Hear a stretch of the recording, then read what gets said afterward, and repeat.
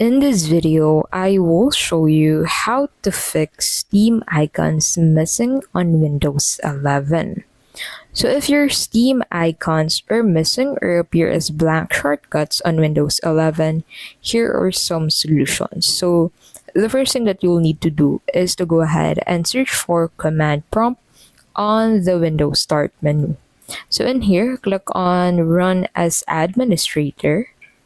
And then after you do that, go ahead and enter the commands that you can find into this notepad. So simply enter each one of the commands one at a time. And then after you have entered all of this command, go ahead and restart your PC. So if that doesn't work, then another thing that you can do is to create new shortcuts. So you'll usually find the Steam logo on the Windows Start menu. So let's close this tabs and head over into the Windows Start menu. So in here, go ahead and look for Steam.